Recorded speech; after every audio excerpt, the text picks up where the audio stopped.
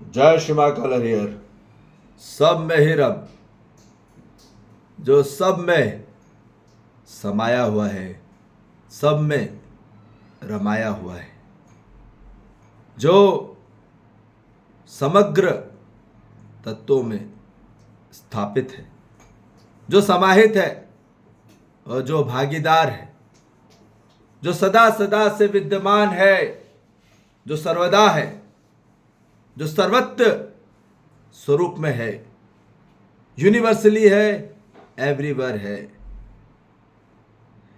ये हर जगह पारगामी है, ये पारदर्शी है, ये ट्रांजिशन है और ट्रांसपेरेंट में है। हर जगह हर मानव को, हर जीव जंतु को, हर वनस्पति संसार को, हर खनिज संसार को, ऐसा कोई तत्व नहीं जहां ईश्वर ने हमको समाया नहीं है। हर जगह स्थापित है, हर जगह विद्यमान है, जो अनन्यता स्वरूप में है, जो आदि काल से लेके अनंत काल तक ये है और रहेगा, और यही सत्य है। सत्य ही ईश्वर है, ये बात बोले जा रहा है। जो जड़ चैतन्य प्रकृति रूपी प्रकृति में स्थापित है, जो कि चार अवस्थाओं में स्थापित है, रूप में, गुण में, स्वभाव में और धर्म में, सहज सहित, जो समग्र व्यवस्था में जो भागीदार है, जो समाहित है, जो रमाहित है, वही ईश्वर है, वही रब है। यही बोला जा रहा है। ईश्वर को प्राप्त नहीं करना, कहीं साधना करने नहीं जाना है, वो प्राप्ति है। बस हमें दृष्टि जग जाए, मानव की दृष्टि जगेगी जिज्ञासा से। जब वो खोजी होगा, जब वो अनुसंधान में होगा, तब वो देख पाएगा। वो तो प्राप्ति है ईश्वर। तो ये बोला जा रहा है, जो सबका होगा वो ही आपका होगा, और जो सबका नहीं होगा वो आपका भी नहीं रहेगा और नहीं होगा और नहीं है। ये बात हमको स्पष्टता में, सटीकता में, सरलता में समझ में आ जाए। तो ईश्वर हर जगह प्राप्ति है, इसलिए बोल रहे हैं कि सबका ईश्वर एक है, अनेक नहीं। हिंदू, मुस्लिम, सिख, ईसाई के पहले, सबसे पहले वो मानव है, और मानव ही हर चीज से वो जुड़ी हुई है। प्रत्येक मानव एक दूसरे के साथ जुड़ा हुआ है।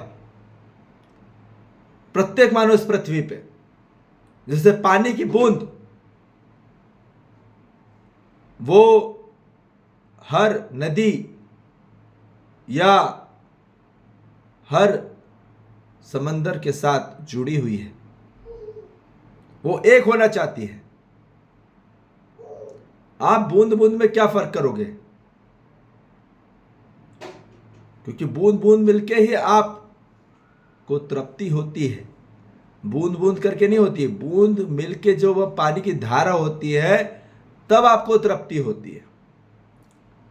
बूंद बूंद में तृप्ति नहीं होती, धारा में तृप्ति होती है। और वही राधा है। क्या है? वही धारा को राधा कहा गया है, उसी का उल्टा, ठीक है। और कृष्ण को ही ईश्वर कहा गया है। अब ये बात समझ में आ जाए कि सबने अलग अलग अपने बना दिए हैं, पर वो एक ही है, ये बात समझ में आ जाए। समझ में आ रही बात? और वो हर जगह आकाश को बोला जा रहा है, जो हर जगह स्थापित है, जो प्राप्ति है। हम भीगे हुए, डूबे हुए, कहां जाएंगे हम? पूरी पृथ्वी को किसने होल्ड करके रखा है? वो भी डूबी पड़ी है, भीगी हुई है, पूरे अस्तित्व के साथ, सअस्तित्व के साथ। वो सभी प्लैनेट, सभी ग्रह, सभी तारे को किसने होल्ड करके रखा है? उसी को बोला जा रहा है, उसी को बोला जा रहा है रब, उसी को बोला जा रहा है ईश्वर। और वो सिर्फ और सिर्फ एक है।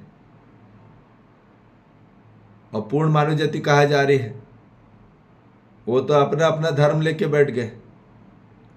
तो धर्म याद रखिए, इसकी 4 अवस्थाएं हमने बोला, रूप, गुण, स्वभाव, धर्म। जो रूप में दिख रहा है बाहर, जो हमको जितने भी रूप में दिख रहा है, कोई भी प्रोडक्ट हो गए, मानव हो गया, या कोई भी जीव जंतु, वनस्पति, खनिज पदार्थ, कोई पदार्थ आपको, मटेरियल प्रोडक्ट, इन सब के साथ आपका जुड़ाव है ही। पर उसको किसने जोड़ के रखा है? जो ये पूरा नेटवर्क है, पूरा जुड़ा हुआ है, एक है। With in micro seconds, with in seconds हम कनेक्ट हो जाते हैं। क्योंकि ये किसकी स्पीड है? मन की स्पीड। माइंड की स्पीड कितनी होगी? वेरी मच हाई, आप कल्पना भी नहीं कर सकते। समझ में आ रही बात? 1 सेकंड में आदमी चांद में पहुंच जाता है। तो स्पीड ऑफ लाइट नहीं होती, स्पीड ऑफ लाइट तो पहले से स्थापित ही है। तो ये हमको क्लैरिटी में बात आ जाए कि स्पीड ऑफ लाइट से भी बहुत तेज चलता है ये जीवन। और किस पे चलता है ये बात इंपॉर्टेंट है, ठीक है।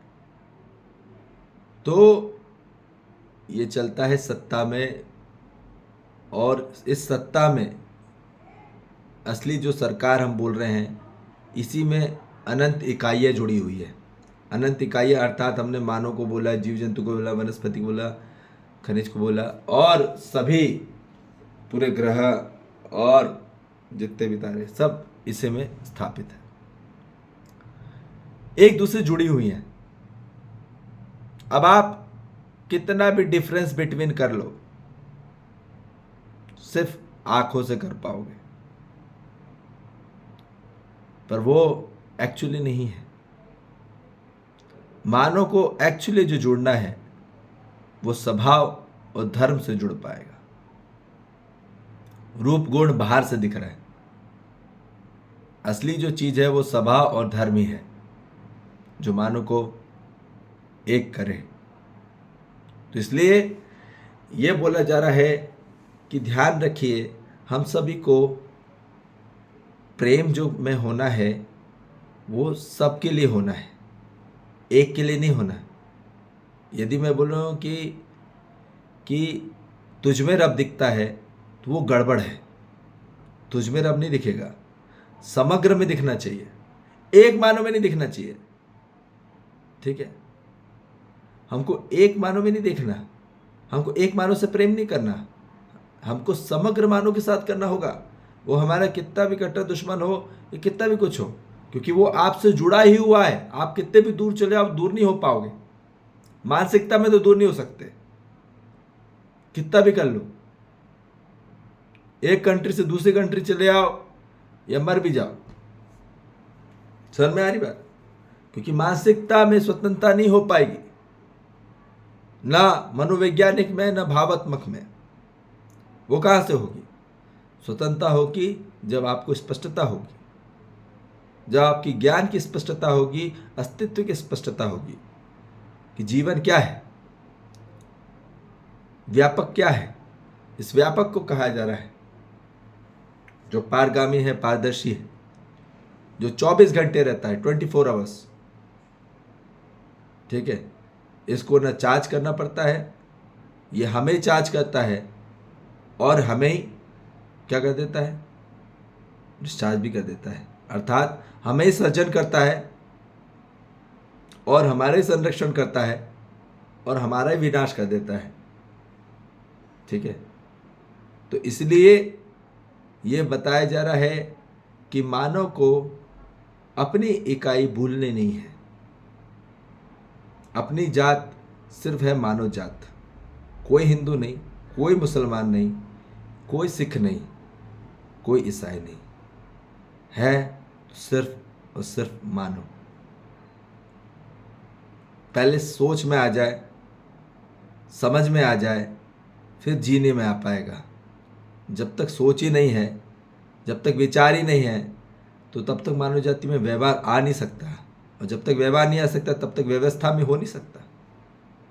तो इसलिए बोल रहे हैं जो समग्र व्यवस्था में जो भागीदार है, जो समाहित है, जो रमाहित है, जो रमा हुआ है, जो समाया हुआ है, तो सब में ही रम है। समझ में आ रही बात? जो समाहित है वही रमाहित। तो ये बोला जा रहा है जिसने सम को जान लिया उसने रम को जान लिया। समझ में आ रही बात? और जिसने सब को जान लिया उसने रब को जान लिया, और जिसने रब को जान लिया उसने सब को जान लिया। जिसने खुद को जान लिया उसने खुदा को जान लिया। समझ में आ रही बात? और जिसने खुद को नहीं जाना वो किसी को नहीं जान पाया। तो ये बात बोला जा रहा है यथा पिंडे तथा ब्रह्मांडे। हमारे अंदर ही पिंड है और उसी में आपको प्राप्त होगा ब्रह्म तत्व, और उस ब्रह्म तत्व की अनुभूति हो जाना ही हर मानव जाति की पूर्ण संविधान है। यही प्राप्त करना है, और यह प्राप्त नहीं हुआ तो मानव क्लेश से मुक्ति नहीं होगी। आदमी अपने अपने आप को अलग अलग समझ रहा है, यही सबसे बड़ी बेवकूफ़ी है। अपने अंदर समानता जो है हर मानव जाति के लिए, इसको पता ही नहीं कि समान है आंतरिक से। बाहर से हम कितना भी प्रॉपर्टीज और कैरेक्टरिस्टिक अलग अलग कर ले, परंतु स्वभाव और धर्म में मानो एक ही होगा। साइज, शेप, कलर में और प्रॉपर्टीज और कैरेक्टरिस्टिक में आप कितना भी अलग कर लो, रूप गुण में कितना अलग कर लो, पर स्वभाव धर्म में एक ही होगा। हम लोग बोल रहे हैं तो इसलिए जो जड़ है और चेतन है, स्वभाव और धर्म, यह हमको समझ में आ जाए। तो इसलिए हर मानव जाति को सबसे पहला जो कार्यक्रम है वो स्वयं को जानने का है। जिसने स्वयं को जान लिया उसने समग्र को जान लिया। ठीक, यही बोला जा रहा है और यही होना है। जो हमारे अंदर मानो का बीज है, तो हमें मानो ही होना है। हमें और कुछ नहीं बनना है। हम और कुछ बनने जा रहे हैं, डॉक्टर, इंजीनियर और अलग अलग प्रोफेशनल स्पेशलिस्ट में चले जा रहे हैं। उससे मानो कभी भी वो सुखी नहीं रह पाएगा। इसलिए यह है ओमनी प्रेजेंट, यही सर्वव्यापी है, जो सर्वदा है, सर्वत्र है, जो अनंत है और आदि है, और जो शाश्वत है। यही ब्रह्म सत्य, जगत शाश्वत है, मिथ्या नहीं। ठीक है जी। इसलिए अब ये बोला जा रहा है कि इतना बस ध्यान रखिए कि हमें सब में विश्वास आ जाए तो हम में रब आ जाएगा।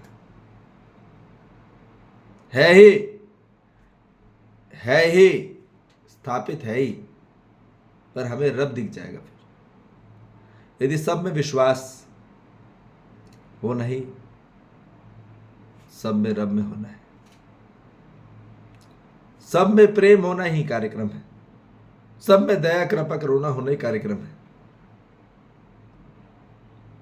आंतरिक स्वरूप से किसी के प्रति हमें विरोध ना हो, स्नेह हो जाए। स्नेह का अर्थ है विरोध मुक्त होना, सामाजिकता में, आंतरिक स्वरूप से हर मानव जाति के प्रति, हर जीव जंतु वनस्पति का संसार के प्रति, तभी हम एक हो पाएंगे। निर्विरोध होना और निर्विवाद होना, और हमें सबके साथ जुड़ना है। इसलिए जो सबका होगा वो ही हर मानव का हो सकता है और हर जीव जंतु वनस्पति संसार का हो सकता है।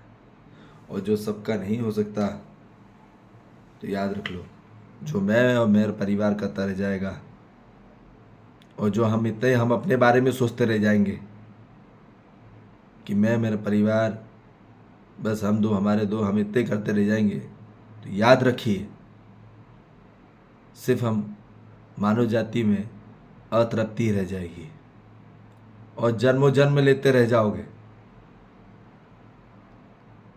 उसमें कभी भी मानव के जीवन में वो सुख शांति संतोष आनंद को प्राप्ति नहीं हो पाएगा। ना उसको न्याय प्राप्त होगा, ना उसको धर्म प्राप्त होगा, ना ही सत्य प्राप्त होगा।